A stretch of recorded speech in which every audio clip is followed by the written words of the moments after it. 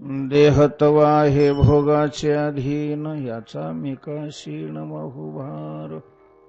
सर्व माझा काळ तुझी या चिंतने, काया वाचा मने इच्छितसे श्रीमंत श्री. जगद्गुरु तुकोबाराय या अभंगातून पांडुरंगासमोर आपल्या मनामध्ये असलेली इच्छा व्यक्त करतात. विठ्ठल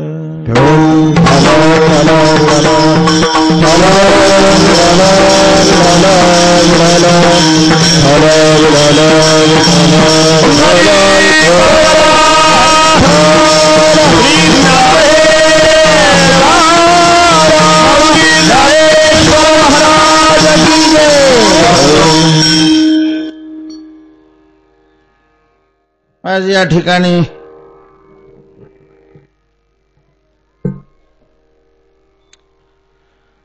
माऊली ज्ञानोबाराय जगद्गुरु तुकोबाराय सह पांडुरंग परमात्मा आणि रुक्मिणी आई साहेब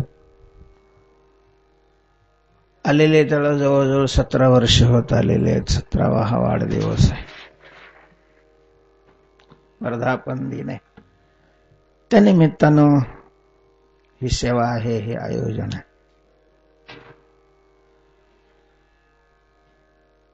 अर्थात त्या निमित्तानं ही सेवा आहे.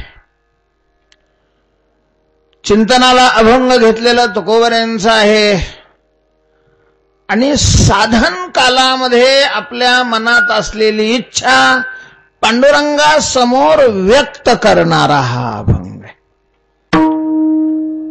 तुकोबारायांच्या जीवनाकडे पाहिल्यानंतर तुकोबारायांचं 3 प्रकारे आपल्याला दर्शन होतं. संसारी तुकोबाराय, साधक तुकोबाराय आणि सिद्ध तुकोबाराय. तुकोबारायांच्या गाथ्यावरून तुकोबारायांच्या जीवनाचा धांडोळा घेण्याचा प्रयत्न आपण करतोय. सर्वांना बहुतेक माहीत झालेलंच आहे. परत माहीत नसेल तर आता माहिती करून घ्या. येत्या 5 तारखेपासून, म्हणजे आज 2 तारीख आहे, 3 आणि 4 2 दिवस मध्ये 5 तारखेपासून पैठण क्षेत्रामध्ये पैठणच्या मंडळींनी तुकोबारायांच्या जीवन कथेचा मोठा अशा प्रकारचं कार्यक्रमाचं आयोजन केलेलं आहे. दररोज दुपारी 3 ते 6 या वेळेमध्ये 4 दिवस तुकोबारायांच्या जीवनाचं दर्शन आपण करणार आहोत. त्याच्या कालामध्ये तुकोबारायांच्या मनामध्ये असलेले भाव, आपल्या मनामध्ये असलेले भाव, त्यांची तुलना करून, त्यांची समीक्षा अशा प्रकारचे करून चरित्र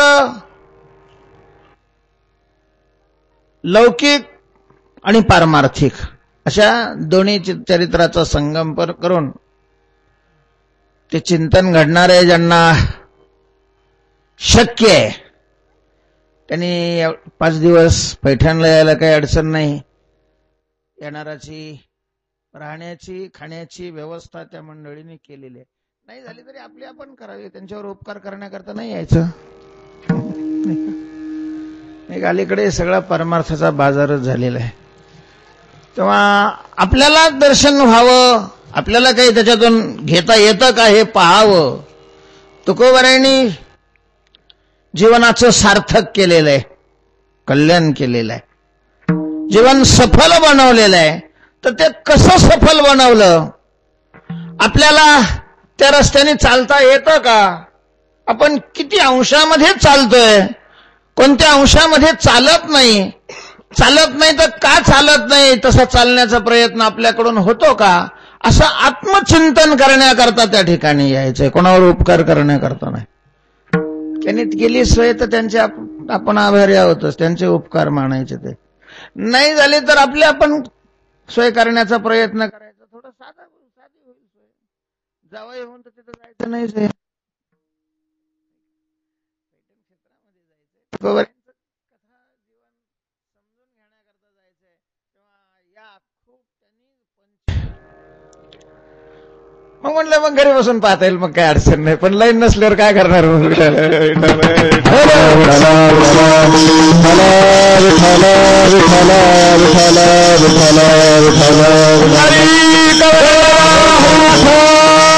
श्री ज्ञानेश्वर महाराज की जय.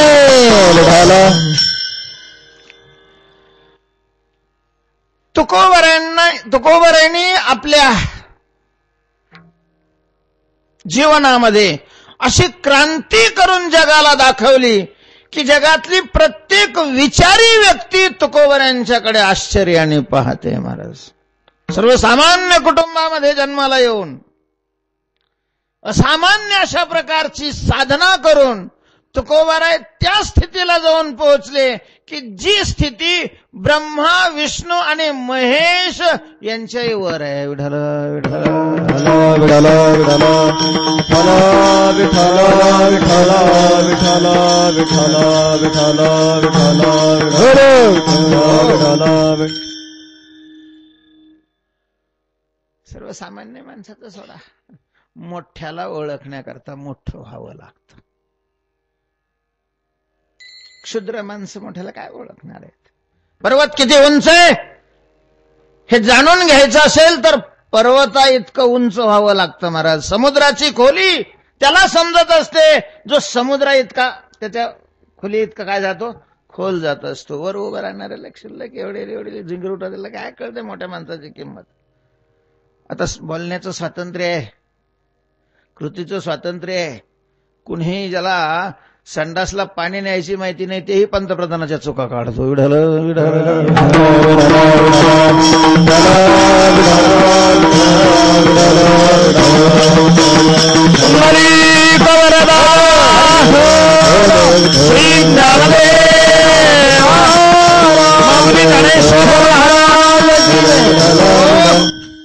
तेव्हा अशी काय साधना केली महाराज तुकोबारायांनी, काय फल मिळालं याचं थोडक्यात चिंतन. मृत्यूवर विजय मिळवला. काय मिळवलं तुकोबारायांनी जीवनामध्ये? मृत्यूवर विजय मिळवला महाराज, दुःखावर विजय मिळवला, पारतंत्र्यावर विजय मिळवला, जे साध्य कोणीही साध्य करू शकत नाही. कळीच्या काळा माझी अद्भुत वर्तले, कलियुगामध्ये हे साध्य केलं. जे कृतयुगातल्या लोकांना साध्य करता आलं नाही ते तुकोबारायांनी कलियुगामध्ये साध्य करून दाखवलं, प्राप्त करून दाखवलं. अर्थात हे कसं प्राप्त केलं असेल, त्याच्याकरता त्यांनी साधना काय केली असेल, साधना करत असताना त्यांच्या मनामध्ये काय भाव असेल, जगताकडे पाहत असताना, जगतातल्या वस्तूकडे, व्यक्तीकडे, घटनेकडे पाहत असताना तुकोबाराय कोणत्या नजरेनं पाहत होते, त्यांच्या मनामध्ये काय भाव असेल. अभंगातून तो भाव व्यक्त होतोय. आज चिंतनाकरता घेतलेला अभंग हे असं एक सुंदर भाव व्यक्त करणार आहे. आपल्याशी आपण त्याची तुलना करायची नाही. थोडंसं पहिल्यांदा बाजूला होऊन त्यांचा भाव काय आहे हा समजून घ्यायचा आणि तो चांगला समजल्यानंतर मग आपला भाव आणि त्यांचा भाव त्याची तुलना करायची आणि मग ठरवायचं की आपली लेवल काय आहे आणि त्यांची लेवल काय होती.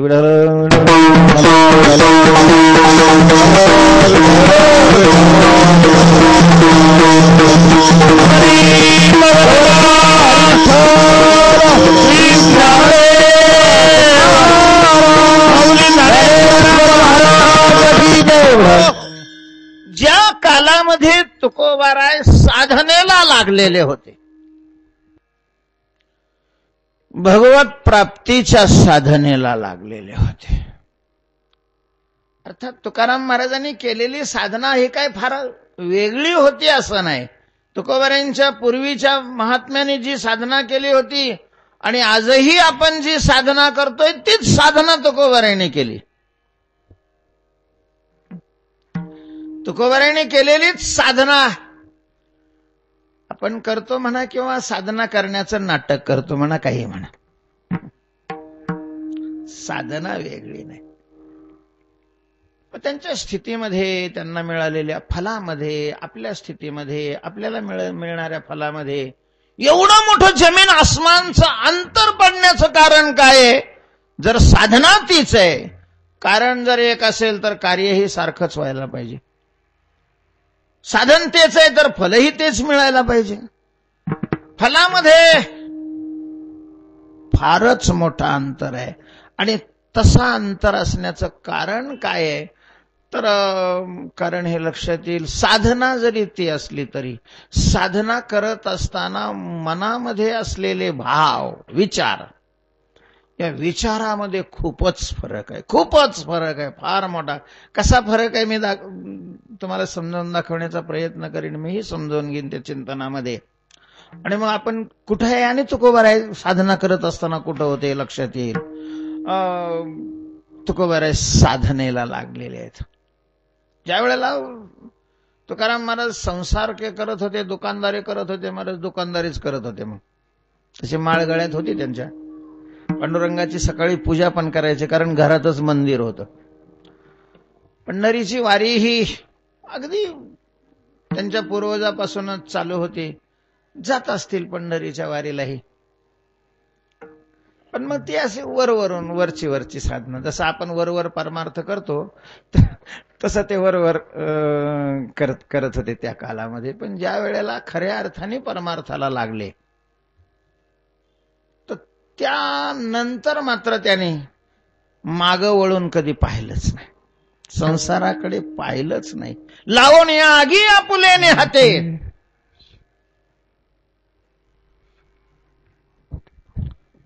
लावणी मागुते पाहू नये. संसारा आगी आपुलेने हाते, लावणी मागुते पाहू नये. जसं त्या विराणीच्या प्रकरणामध्ये म्हटलेलं आहे. तुकोबारायांनी अक्षरशः त्याचं स्वतःच्या जीवनामध्ये आचरण केलं. असा साधनेचा काल ज्या वेळेला तुकोबारायांचा चालू होता, तुकोबाराय बसले होते साधना करत. त्यावेळेला काही त्यांचे हितचिंतक, हितचिंतक हा शब्द मोठा गमतीचा आहे महाराज. त्याला ज्यांना हितचिंतक म्हटलं जातं ते खरं हितचिंतक असतात का अहितचिंतक असतात हा भाग वेगळा आहे. कारण ते ज्याचं चिंतन करतात ते अहिताचं साधन असतं की हिताचं साधन असतं हे मुळात त्यांनाच माहित नसतं. विठ्ठल विठ्ठल विठ्ठल विठ्ठल विठ्ठल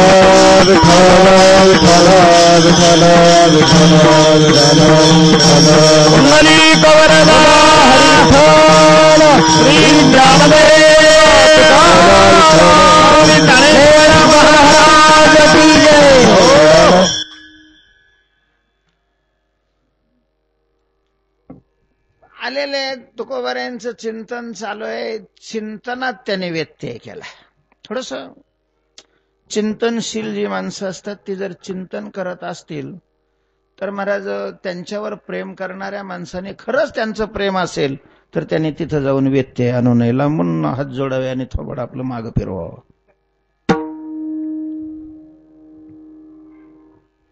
हे प्रेमच नाहीये. त्याच्या साधनेमध्ये जर तुम्ही व्यत्यय आणत असाल, आपल्या कृतीमुळं समोरच्या व्यक्तीची पारमार्थिक साधना जर कमी होत असेल, नष्ट होत असेल तर शत्रू आहात तुम्ही, त्याचे शत्रू, मित्र नाही. विठ्ठल विठ्ठल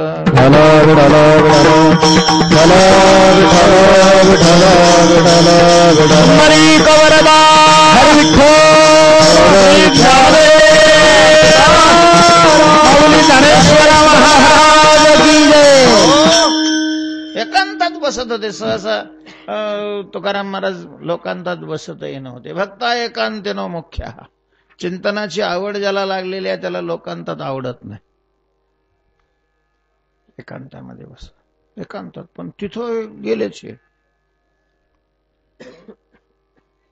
समजावून सांगायला. महाराज देवाचं भजन चिंतन करू नये, करू नका असं आम्ही म्हणत नाही तुम्हाला. जसं हे म्हणल्यावर ते ऐकणारच होते. पण आमचं म्हणणं असं आहे की शरीर आहे, तर तुम्ही संन्यासी नाहीत. गृहस्थ आश्रमातले, पत्नी आहे, मुलं आहे. जाऊ द्या, मुलं पत्नीचं त्यांचे ते पाहतील, पण किमान तुमच्या शरीराची तरी तुम्ही काळजी करा ना. शरीर म्हटलं की त्याला वस्त्र आहे, शरीर म्हटलं की त्याला अन्न लागतं, शरीर म्हटलं की त्याला निवारा लागतो. किमान अन्न, वस्त्र, निवारा या 3 तरी शरीराच्या गरजा आहेत. त्याही गरजाकडे तुम्ही जर लक्ष देणार नसाल तर चिंतन कोणत्या साधनाने करणार आहात तुम्ही? तुम्हाला काय चिंतनाचं साधन आहे मग? म्हणून आम्ही असं म्हणतोय की किमान तुम्ही स्वतःच्या शरीराकडे तरी काय द्यावं, लक्ष द्यावं. त्याच्याकरता तरी काही दिवसातला कालावधी तुम्ही काढून ठेवावा, असं ते लोक म्हणत असतील. तुकोबाराय त्यांच्याशी काहीच बोलले नाही. तुकाराम महाराजांनी त्यांच्याकडे तर पाठ केलेले आहे, पण देवाच्या समोर तोंड करून देवाशी अभंगाच्या प्रथम चरणातून बोलतो. देह तव आहे भोगाचे अधीरा, देह तव आहे भोगाचे अधीरा, देह तव आहे भोगाचे अधीरा, देह तव आहे भोगाचे अधीरा, देह तव आहे भोगाचे अधीरा, देह तव आहे भोगाचे अधीरा, देह तव आहे भोगाचे अधीरा, देह तव आहे भोगाचे अधीरा. याचा मिताशीन वाहू भार, याचा मिताशीन वाहू भार, सर्व माझा ताळ तुझी या चिंतने, सर्व माझा ताळ तुझी या चिंतने. याचा मिताशीन वाहू भार, याचा मिताशीन वाहू भार, सर्व माझा ताळ तुझी या चिंतने, सर्व माझा ताळ तुझी या चिंतने. देह तव आहे भोगाचे अधीन. तुकोबाराय म्हणतात, देवा हे शरीर भोगाच्या अधीन आहे, परतंत्र आहे. हे भोग शब्दाचा अर्थ या ठिकाणी प्रारब्ध. हे प्रारब्धाच्या अधीन आहे. प्रारब्ध भोगण्याकरिता हा देह मिळालेला आहे. देहाचा प्रारब्धाशी संबंध आहे. ते प्रारब्धाच्या हातामध्ये आहे, माझ्या हातामध्ये नाहीये. देवा तुझ्याही हातामध्ये आहे असं मी म्हणत नाही. ते संपूर्ण कोणाच्या हातात आहे? प्रारब्धाच्या हातात आहे. प्रारब्धाच्या प्रारब्धावर कोणीही मात नाही करू शकत. प्रबल प्रारब्ध असेल तर ईश्वरही त्याच्या पुढं माघार घेतो. ईश्वर सुद्धा माघार घेतो. सर्वसामान्याची काय कथा आहे? अवश्यं भावी भावानां प्रतिकारो भवेद्यदि तदा दुःखैर्न लिप्येरन्नल राम युधिष्ठिरः. पंचदशिकाराने अशी काही उदाहरणं समोर प्रस्तुत केलेली आहेत की जिथं ईश्वराने सुद्धा प्रारब्धाच्या समोर नमत घेतलेलं आहे. नमत घेतलं. महाभारतीय युद्धाचा प्रसंग आहे.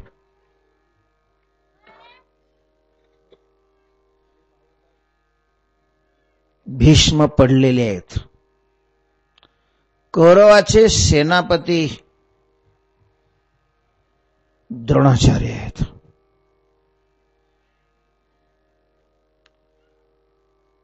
आणि अर्थात भीष्म पडल्यानंतर जे युद्ध झालं ते मग धर्मयुद्धाप्रमाणे नाहीच झालं.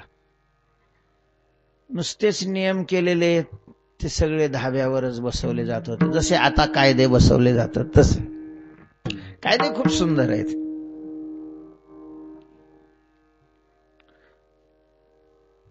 पण त्याचं प्रत्यक्ष काय होत नाही, अंमल होत नाही. तसंच नंतर झालं. भीष्म होते तोपर्यंत तंतोतंत त्या कायद्याचं पालन केलं जायचं, पण नंतर थोडासा घोटाळा झाला आणि याने एक षडयंत्र रचलं. द्रोणाचार्याला सांगितलं, द्रोणाचार्याचं प्रेम होतंच पांडवावर. द्रोणाचार्यांना सांगितलं की तुम्हाला हे युद्ध बंद व्हावं वाटतंय. म्हटले हो, प्रश्नच नाही. अजूनही दुर्योधना तू विचार कर. भीष्म पडले, अजूनही विचार कर, संधी कर आणि हे युद्धाला, ह्या संवाद तुझ्या हातात आहे. दुष्ट असतो. त्याने सांगितलं खरंच युद्ध बंद व्हावं वाटतं मला. हो. म्हटले मग तुम्ही एक काम करा. काय करा? धर्माला पकडून माझ्या ताब्यात देऊन टाका. ते म्हणे मी धर्मापर्यंत गेलो तर ना,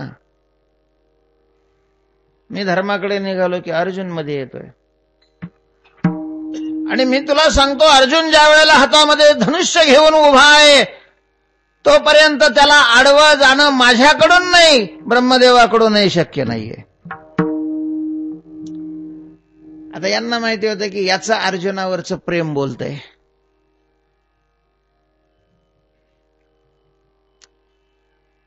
मग त्यांनी सांगितलं ठीक आहे, अर्जुनाला जर आम्ही तिथून बाजूला केलं मग मग तर मी पकडू शकतो म्हटले धर्माला, मग काय अडचण नाहीये. मग अर्जुनाला त्या युद्धातून खूप लांब नेण्याची जबाबदारी एका राजावर सोपवली. त्यांनी सांगितलं त्याच्या अर्जुनावर युद्धच करायचं नाही, नुसतं ललकारायचं आणि पळायचं. त्याला युद्धाला नुसतं ललकारायचं आणि काय करायचं, माग माग सरायचं. युद्धापासून खूप दूर ने. पहिल्या दिवशी दूर नेलं, पण त्याने त्याचा पराभव करून द्रोण तिथं येईपर्यंत अर्जुन आला. दुसऱ्या दिवशी त्याने सांगितलं एवढा लांब ने, पृथ्वीच्या त्या टोकाला ने. संध्याकाळ होईपर्यंत अर्जुन परत आलाच नाही पाहिजे अशा स्थितीत. आणि चक्रव्यूहाची रचना केली. चक्रव्यूहाचं भेदन करण्याचं ज्ञान पांडव सैन्यामध्ये फक्त दोघांनाच होतं, अर्जुन आणि कृष्ण. आणि दोघंही युद्धापासून दूर नेलेले. अभिमन्यूला होतं पण ते अर्धच होतं, म्हणजे घुसायचं ज्ञान होतं, माग यायचं ज्ञान नव्हतं. ज्या वेळेला त्यांनी ललकारलं अर्जुनाला त्यावेळेला अर्जुन चिडला त्याच्यावर, कारण युद्धाला ललकारल्यानंतर त्याच्याबरोबर युद्ध न करणं हा शंडपणा मानला जात होता क्षत्रियामध्ये. भगवंतांनी सांगितलं अर्जुना तू आज धर्माला सोडू नकोस. त्यांनी षडयंत्र रचलेलं आहे, धर्माला पकडून कैदेत टाकण्याचा मानस आहे द्रोणाचार्याचा. धर्माला सोडून जाऊ नकोस, कारण राजाच जर पकडला गेला तर मग सैन्य जिवंत राहून काय उपयोग नाही. सैन्य मेलं, राजा जिवंत झाला, युद्ध चालू राहील, पण राजाच पकडल्यानंतर काय होणार आहे. अर्जुना तू जाऊ नको. भगवंतांनी सांगितलं, सगळ्यांनी, भीमाने सांगितलं, सगळ्यांनी सांगितलं, पण अर्जुनाने सांगितलं कसं तुम्हाला ललकारतोय. भगवान म्हणतात अर्जुना तू जर युद्ध सोडून गेला तर काहीतरी अनिष्ट होऊ शकता. अर्जुनाने सांगितलं तो ललकारत असताना जर मी त्याच्याबरोबर युद्ध नाही केलं तरी अनिष्टच आहे. नाही ऐकलं म्हणजे भगवंताचं सुद्धा ऐकलं नाही. भगवंताची शक्ती होती, त्यांनी मनात आणलं तर काही घडू शकलं असतं. महाराज त्याला तिकडं नेलं आणि त्याच दिवशी अभिमन्यूचा काय झाला, वध झाला. एकुलते एका बहिणीचा एकुलता एक पोरगा होता, तो मारला गेला.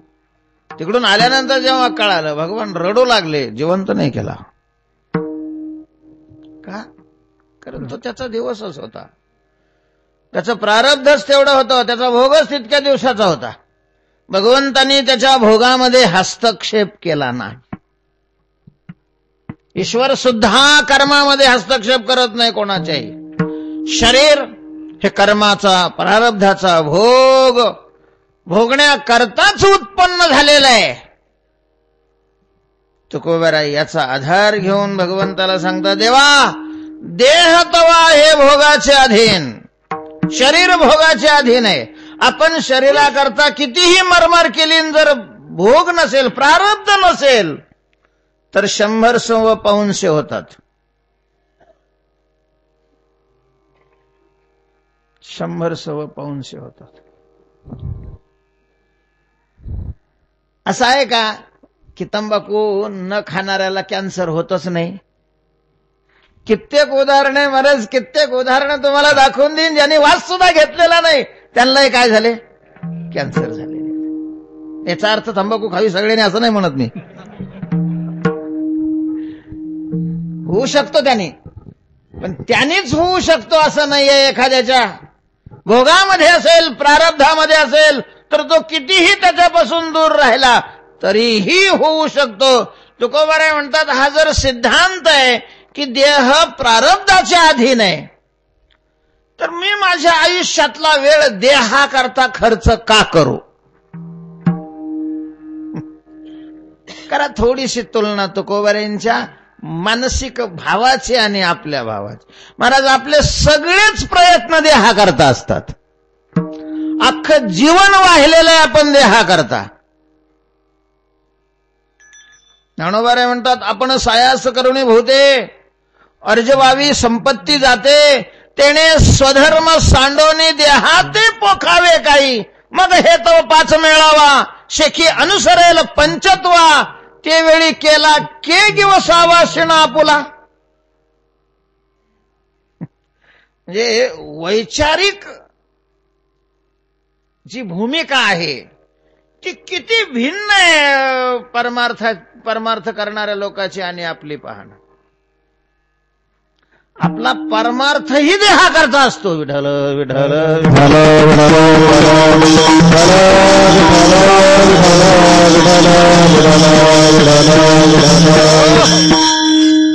परमार्थाचं साधन देह मानणारे परमार्थिक आहेत, आणि देहाचं साधन परमार्थ मानणारे आम्ही आहोत.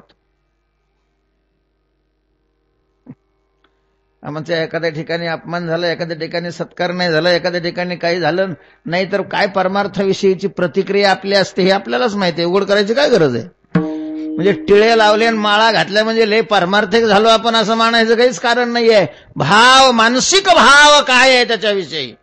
तुकोबारायांचा काय भाव होता? तुकोबाराय सरळ सरळ त्या लोकांना ऐकू जाईल असं म्हणतात की देवा जर देह भोगाचे अधीन आहे, तर मग याचा शीन किंवा याचा भार, याचं वहन मी करण्याचं काय कारण आहे?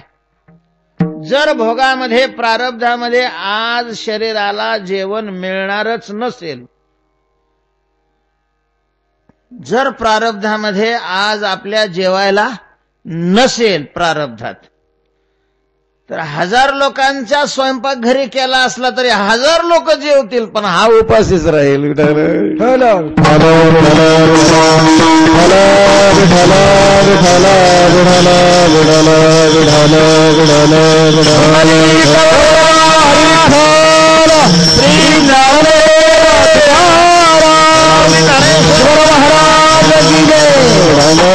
महाराज बरोबर असतं कधी कधी. नाही बुवा, कुठलंही नाही चालत, नाही आवडत, नाही सहन होत, बरोबर असतं. भूकही लागलेली असते, खाण्याची इच्छा असते, तरी खाता येत नाही.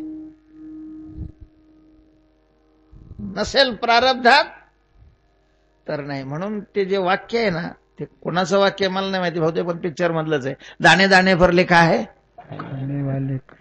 खाने वाले का नाम. तो कोणाचं वाक्य आहे हा प्रश्न नाही, पण आहे सैद्धांतिक अशा प्रकारचं ते वाक्य. आणि जर प्रारब्धात आहे माझ्या, तर मी काही प्रयत्न नाही केला तरी ते देहाला मिळणारच आहे. आणि जर नसेल प्रारब्धामध्ये, तर प्रयत्न करूनही त्याला ते कित्येक कित्येक माणसं आहेत महाराज, कित्येक माणसं आहेत माझ्या सकट साखरेच्या पोत्याची थप्पी असते आणि साखर खायची परवानगी नसते.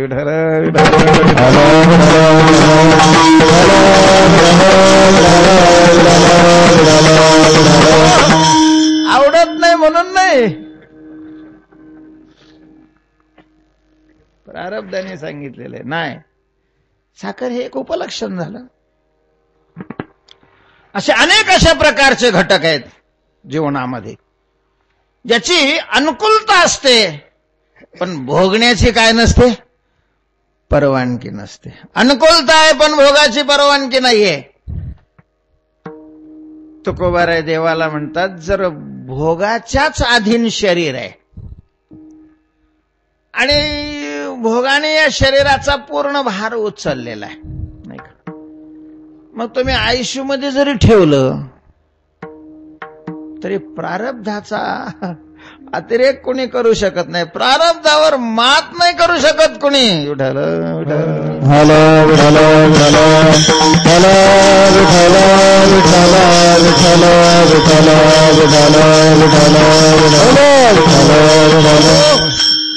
पुराणामध्ये एक कथा आहे. गरुडाची माता शेवट वय झालेलं आहे, बिमारही होती. लक्षात येऊन गेलं सगळ्याचं की आता हे आज उद्या जाणार. गरुडाचं खूप प्रेम होतं आई करता. म्हणजे आई करता गरुडाने सगळ्या देवाबरोबर भांडणं केली होती. सगळ्या देवाबरोबर म्हणजे विष्णूला सुद्धा हरवलं होतं. स्वर्गातून अमृत खाली आणलं होतं केवळ आईला दास्यत्वातून मुक्त करण्याकरता. आईवर पूर्वी माणसं आईवर प्रेम करायचे, आता हे आहेत करणारे कमी झाले आता. आणि मग गरुडाला वाटायचं की आई मारू नये. गरुडाने असं लक्षात आलं, विचार केला की काळापेक्षा आपला वेग जास्त आहे. मग आपण अशा ठिकाणी नेऊन ठेवू आईला की तिथं काय होणार नाही, काळ येणार नाही. त्याने काळाला फोन लावला. त्याच लेवलचे असल्यामुळं त्याने सांगितलं, वा माझ्या आईला किती अजून आयुष्य आहे. काळाने सांगितलं डायरी पाहावं लागेल. ती म्हणे बघ बरं. त्यांनी डायरी पाहिली. 2 तास, 2च तास राहिलेले आहेत. म्हटले 2 तासानंतर आम्ही त्यांना घेऊन जाणार. त्याला म्हटलं की 2 तासानंतर घेऊन जाणार, पण आपण अशा ठिकाणी नेलं की तिथं 2 तासात काळ जर पोहोचणारच नाही. आणि आईला पाठीवर बसवलं, पार हिमालयाच्या एका गुहेमध्ये नेलं. तिथं खाली उतरला, आईला उतरवून असं बसवणार, तितक्यात त्या गुहेतून काळ बाहेर निघाला. राम राम गरुड महाराज. काळ? हो. इकडं कुठं? आई करता टाइम झाला ना. तुम्ही इकडं होते का? हा, सध्या इकडंच मुक्काम आहे माझा. त्याला वाटलं याला तिथं नसतं आता आलं, उगाच आपण इकडं आणलं. याचा अर्थ असा आहे की या देहावर पूर्ण सत्ता ही कोणाची आहे? प्रारब्धाची. प्रारब्धच काळाचं रूप घेतो, प्रारब्धच पालकाचं रूप घेतो, प्रारब्धच उत्पादकाचं ही रूप अशा प्रकारचं घेतो. अर्थात देहावर पूर्ण सत्ता प्रारब्धाची. तुकाराम महाराज म्हणतात, हा जर अबाधित सिद्धांत आहे. आम्ही प्रारब्धावर मात करू शकत नाही. महाराज किती हौसाने लोकांनी मोसंब्या लावलेल्या होत्या का. 4-4 वर्ष झाले महाराज पोरासारखं त्याला सांभाळलेलं, पाणी घातलेलं आहे. काय करणार हो आता. काही भागामध्ये ही झाडं जगवण्याकरता त्या झाडाच्या शेत्या विकाव्या लागल्या, विकल्या काही शेतकऱ्याने. काय करणार, कुठं जाणार आहे प्रारब्धाच्या समोर. पुष्कळ शासनही प्रयत्न करते, माणसंही कसोशीने प्रयत्न करतच राहतात. पण नसेलच प्रारब्ध तर नाहीच मेळ बसत महाराज. तुकाराम महाराजांना काय होतं, देहाकडून सुट्टी घ्यायची होती. तुकोबारायांची अपेक्षा होती की आपला वेळ भगवत प्राप्तीचं साधन जे आहे त्या साधनात सगळा गेला पाहिजे. आणि मग देहाकरता जर वेळ घालवला तर साधनाला वेळ कमी पडतो. महाराज आपलं असं असतं, इच्छा असून वेळ नसतो. ज्याला इच्छाच नाही त्याचा प्रश्नच नाही म्हणा, पण बऱ्याच वेळेला आपल्याला इच्छा असते चिंतनाची,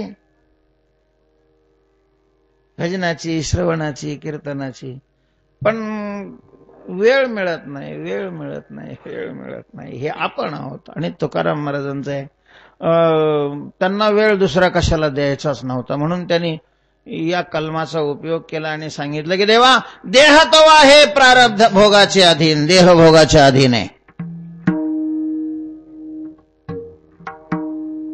जर प्रारब्धाचीच इच्छा असेल, याला अर्धीच दररोज भाकर खाऊ घालायची आणि तीही कोरडी खाऊ घालायची, तर करोडो रुपये मी कमावले तरी त्याला अर्धीच मिळेल आणि कोरडीच मिळेल.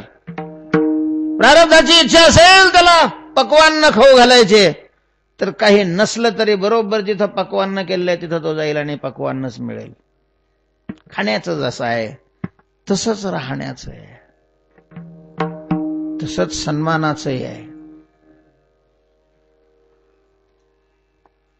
प्रारब्धेची भरे पोट तुका करीना बोभाट. एक लक्षात घ्या, हा विचार एक परमार्थ करणाऱ्या साधकाचा आहे, संसारिकाचा नाहीये हा विचार. हा भाव तुकोबारायांचा आहे. तुकोबाराय साधन करत असताना त्यांचा भाव काय होता हा व्यक्त तुकोबारायांनी त्या अभंगामध्ये केलेला आहे. ज्याला संसारच करायचा आहे, ज्याचं साध्य संसार आहे, त्यांनी याचा विचार करायचा काही संबंध नाही. विठ्ठल विठ्ठल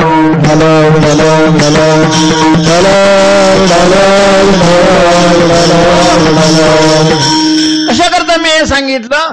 असे अभंग पाहून काही लोकांनी असा विपरीत अर्थ काढला की या साधू लोकांनी, संतांनी समाज आळशी बनवला. ज्याला काही करायला नको वाटतं ते प्रारब्धाचं नाव घेऊन करत नाहीत. तसं नाहीये. या अभंगाचा भाव तो नाहीये. या अभंगामध्ये तुकोबारायांनी समाज आळशी नाही, परमार्थ प्रवर्तक बनवलेला आहे. पूर्ण वेळ परमार्थाला द्यायचा आहे, परमार्थ करायचा आहे. आणि परमार्थ करत असताना त्याला व्यत्यय याचा येऊ नये म्हणून त्यांनी मनामध्ये हा भाव धारण केलेला आहे की देह तव आहे भोगाचे अधीन. तर भोगाचे अधीन आहे तर मी याचा शिन का वाहू. समजा प्रतिकूल परिस्थिती देहावर आदळली, मला दुःख वाटायचं काय कारण आहे. कारण भोगामध्येच अशा प्रकारचं त्याची प्रतिकूल परिस्थिती होती, तर आपल्याला वाईट वाटायचं काय कारण आहे. आणि त्याचं ओझं मी वाहण्याचंही काही कारण नाहीये. मी का वाहू भार. महाराज आपण किती देहाचं ओझं वाहतो. पुढं काय करायचं, पुढं काय होईल, कसं होईल, नाही का. अगदी मुलं जरी असली तरी पूर्ण मुलावर सुद्धा विश्वास नाही टाकत. काय करता, नाही कोणी सांभाळलं मग आपला हातचा राखून ठेवा. मग आपण गेल्यावर तर होणारच आहे त्यांचं, आपलं कशालाही करायचं. अर्थात तसं करू नये असं मी म्हणत नाही. देहावर प्रेम असणाऱ्याने ते सगळं करावं. हा विचार कोणाचा आहे, परमार्थ करणाऱ्याचा आहे, भक्ती करणाऱ्याचा आहे. भक्ती करणारा हा मुळातच देहावर काय असतो, उदास असतो. भक्त ऐसे जाणार उगाचच आपण परमार्थिक आहे असं मानायचं काही कारण नाही. बरं आहे आपलं साधू संतांच्या सानिध्यामध्ये आल्यामुळं ते संस्कार लागलेले आहेत. आपण किमान निषिद्ध कर्मात वाहवले जात नाही एवढी आपली जमेची बाजू. विठ्ठल विठ्ठल विठ्ठल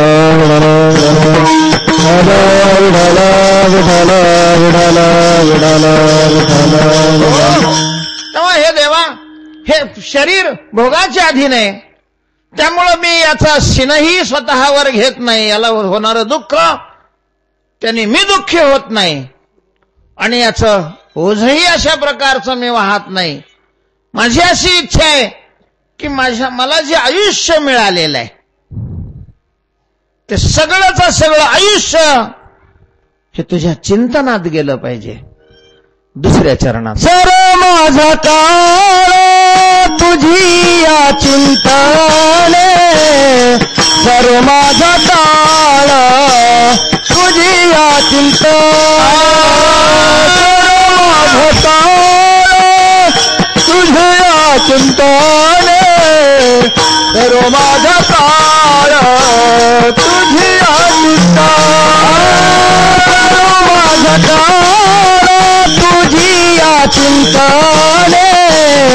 सर्व माझा काळ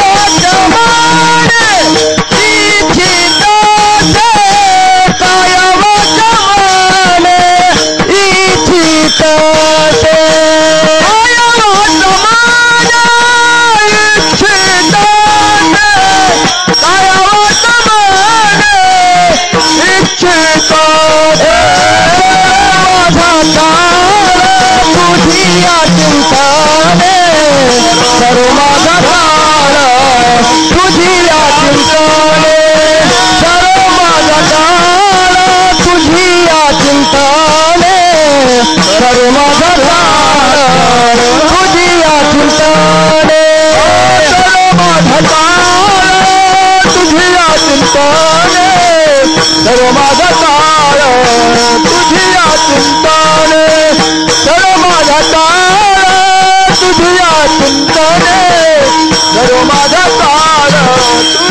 या चिंतने, सर्व माझा काळ तुझी या चिंतने. देवा, माझा काळ काया वाचा मने तुझ्या चिंतने सर्व.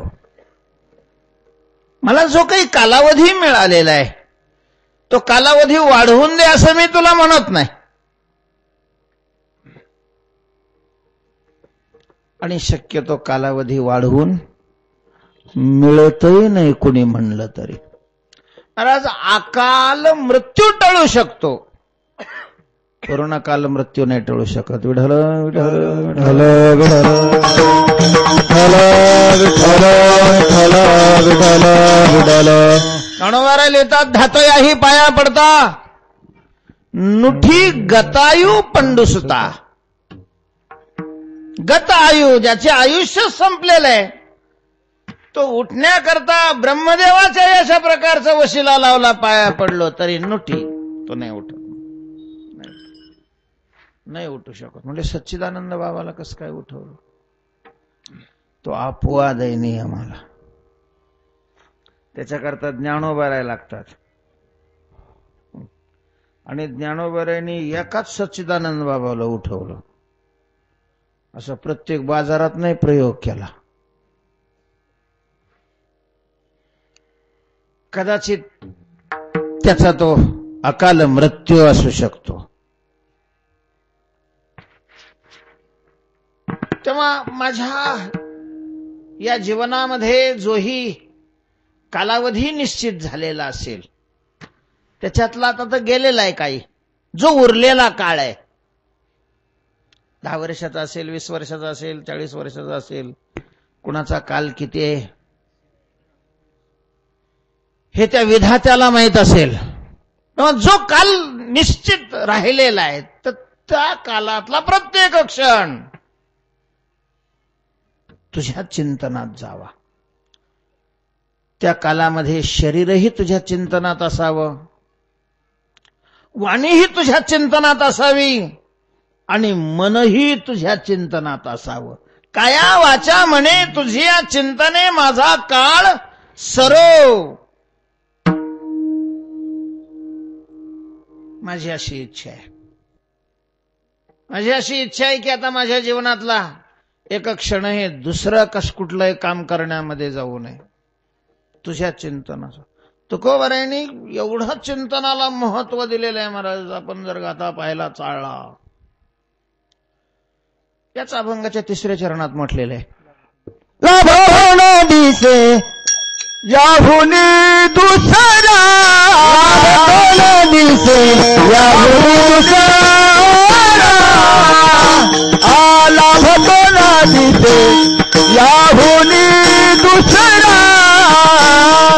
लाभवण दिसे याहुनी दुसरा, लाभवण दिसे याहुनी दुसरा, लाभवण दिसे याहुनी दुसरा,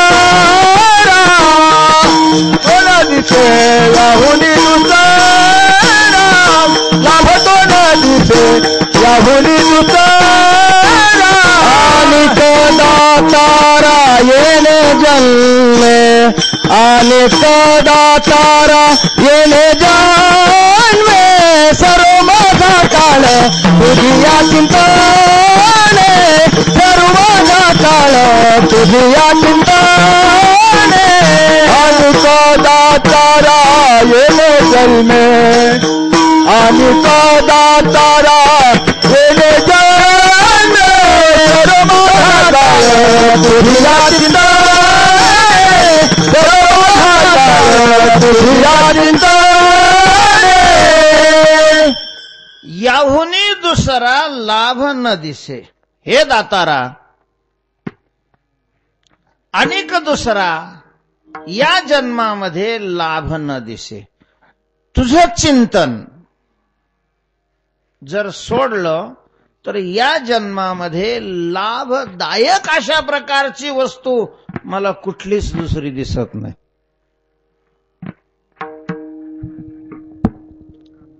दोनच वस्तू, एक हानिकारक आणि दुसरी लाभदायक.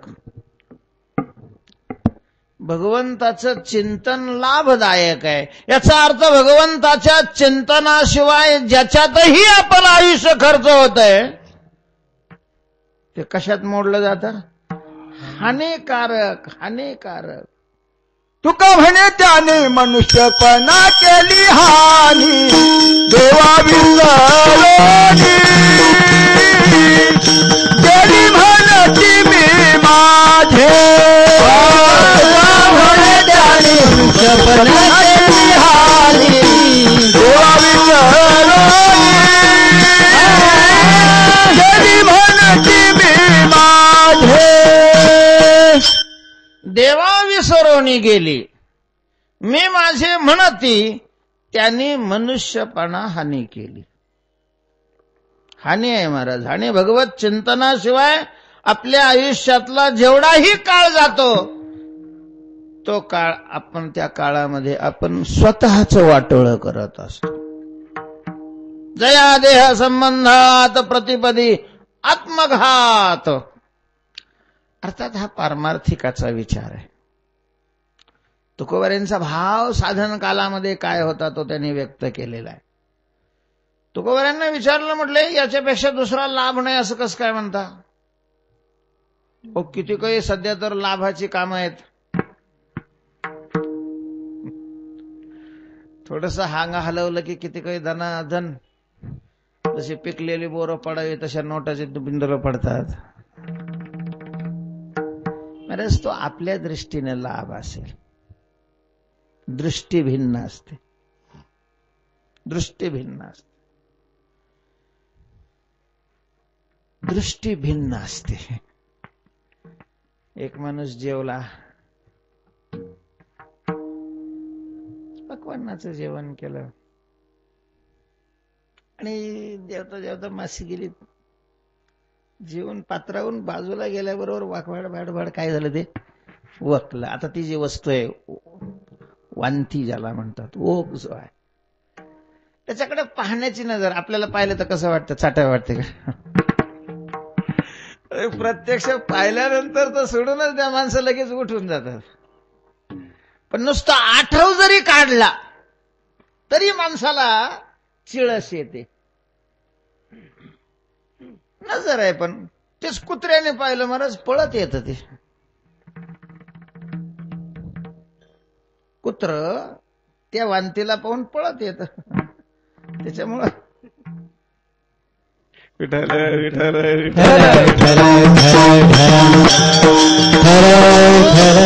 ज्याची त्याची नजर आहे ती. तुकोबाराय म्हणतात लाभ फक्त भगवत चिंतन आहे. या जन्मामध्ये भगवत चिंतनाशिवाय दुसरा लाभ नाही. तुकोबारायांना विचारलं कसं काय लाभ नाही, का लाभ नाही दुसरा? तुकोबाराय म्हणतात लाभ कशाला म्हणतात ते सांग. लाभाची व्याख्या करावी लागेल. लाभ कशाला म्हणावं? मिळणं. मिळण्याला लाभ म्हणतात का? एक जण म्हणला आपल्याला खूप लाभ झाला आज सकाळी. दुसऱ्याने विचारलं काय झालं? ते म्हणजे 2 मुस्काटात मिळालं. त्याला लाभ म्हणतात का? एखाद्याने फुकट विनाकारण जर 2 हाणल्या तर त्याला कोणी लाभ म्हणून पेढे वाटतं का? मिळाले नाही का त्याला? मिळण्याला लाभ नाही म्हणत नुसत्या. मग सुखकारक जे मिळणं आहे त्याला लाभ म्हटलं जातं. लाभाचे 2 प्रकार, साध्यात्मक लाभ आणि साधनात्मक लाभ. महाराज लाभ शब्दाचा मूळ मुख्य अर्थ आहे सुख. सुखाची प्राप्ती हा खरा लाभ आहे, किंवा सुखाचं अत्यंत अंतरंग अशा प्रकारचं साधन ते भेटणं हा तरी लाभ आहे. म्हणून सुखकारक तरी लाभ आहे किंवा सुख लाभ आहे. सुख फक्त परमात्मा आहे, सुख स्वरूप परमात्मा आहे. म्हणून देव भेटणं हा लाभ आहे. महाराज आपण ज्याला सुख मानतो, अनुकूल विषयाच्या प्राप्तीला आपण काय मानतो? सुख मानतो. कुठल्याच शास्त्रकाराने 4 वाक सोडून त्याला सुख नाही मानलेलं. सुखाच्या व्याख्येत ते बसतच नाहीये. आपल्या आगीचं कारणच ते आहे. येही संस्पर्शजा भोगा दुःख यो नयेवते अद्यंतवंत कौंतेय न तेषु रमते बुधहा. सुख परमात्मा आहे, परमात्मा आहे. म्हणून भगवत प्राप्ती हा तरी लाभ आहे. संत दर्शनी हा लाभ पद्मनाभ जोडला, किंवा त्या भगवंताच्या प्राप्तीचं अंतरंग साधन भगवत चिंतन आहे, त्याची प्राप्ती होणं हा लाभ आहे. बस संपलं. लाभाचा दरवाजा बंद झाला. याच्यानंतर काहीही मिळणं हे सगळं हानीतच जमा आहे. काही साक्षात हानी असेल, काही परंपरेनं अशा प्रकारची हानी असेल. तुकोबाराय म्हणतात की या जन्मामध्ये भगवत चिंतनाशिवाय मला कुठलाही दुसरा लाभ अशा प्रकारचा दिसत नाही. लाभ तो न दिसे याहुनी दुसरा अनेक दातारा. म्हणून देवा माझी अशी अपेक्षा आहे की माझ्या जीवनातला सगळा काळ तुझ्या चिंतनामध्ये जावा. सर्व माझा काळ तुझी या चिंतने. तुकोबारायांनी चिंतनाला फारच महत्व दिलेलं आहे. स्वतः चिंतनाची अपेक्षा करतात, लोकांना चिंतन करायचं सांगतात, आणि चिंतन करणारा विषयी तुकोबारायांचा भाव पा. तुका म्हणे मज घडो त्यांची सेवा. तुकोबाराय म्हणतात की जे चिंतन करतात, गीता भागवत करीती श्रवण अखंड चिंतन विठोबाचे, तुका म्हणे मज घडो त्याची सेवा. चिंतन करणारे जे साधक आहेत त्यांची मला सेवा घडावी. माझ्याकडून चिंतन घडावं आणि चिंतन करणाराची माझ्याकडून काय व्हावी? मी स्वतःला भाग्यवान समजेन की जर चिंतन करणाराची सेवा मला मिळाली, माझ्याकडून काही घडली तर. तेव्हा लाभ तो न दिसे याहुनी दुसरा अनेक दातारा येणे जन्मे. देवा देवा, म्हणून माझी इच्छा आहे की सगळा काळ माझा चिंतनात जावा.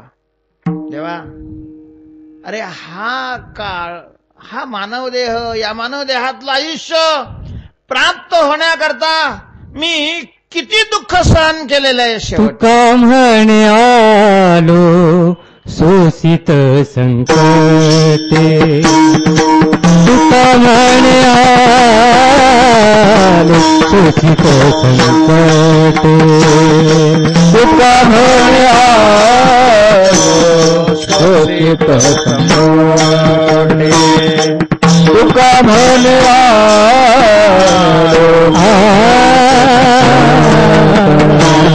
तुका म्हणे आलो सुखित संकटे तुका म्हणे आलो सुखित संकटे तुका म्हणे आलो सुखित संकटे तुका म्हणे आलो सुखित संकटे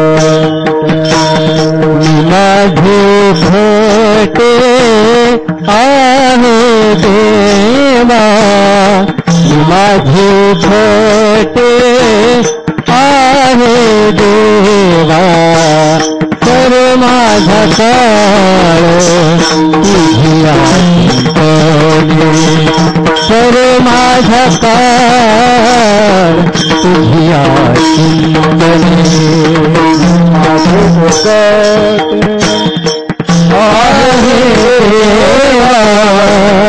माझे ओखटे आहे देवा सर्व माझा काळ तुझी आठवणी सर्व माझा काळ तुझी आठवणी काया वाचा मने इच्छित से काया वाचा काया वाचा मने काया वाचा मने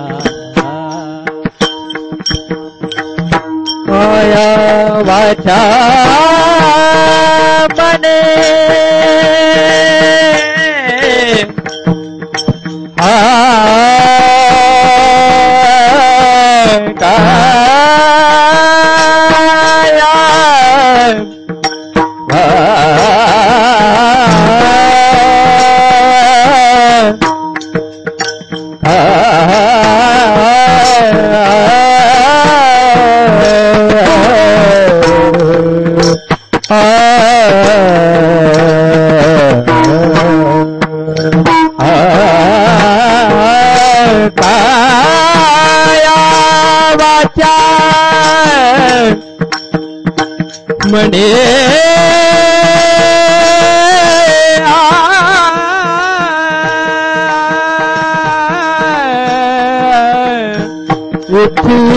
कसे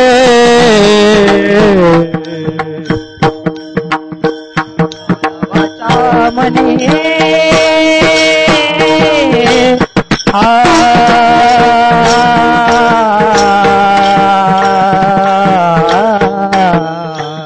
काया वाचा मने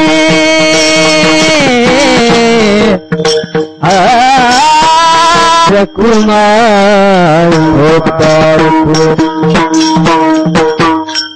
तुका म्हणे आलो शोषित संकटे संकटे शोषित आलो तेव्हा इथपर्यंत आलो फार फार अशा प्रकारच्या दुःखाला सामोरं जावं लागलं महत्वाची दोन दुःख आहेत जन्म आणि मरण प्रत्येक योनीमध्ये जन्म आणि प्रत्येक योनीत आलं की पुन्हा मृत्यू.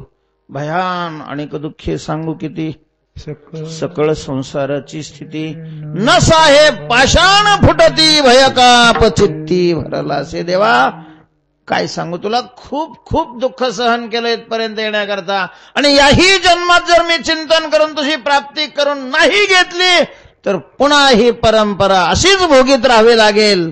म्हणून माझी इच्छा आहे की माझ्या आयुष्यातला प्रत्येक क्षण तुझ्या चिंतनामध्ये जावा. सळो माझा काळ तुझिया चिंतने. आपणही देवाकडे प्रार्थना करू, देवा आमच्याही जीवनातला जास्तीत जास्त काळ हा तुझ्या चिंतनात जावा अशी आमची इच्छा आहे. तू आमची इच्छा काय कर, पूर्ण कर. वेळ संपतच आलेली आहे. सगळ्यांना अजून प्रसाद घ्यायचा आहे. हे पैठणहून मंडळी आलेली आहे.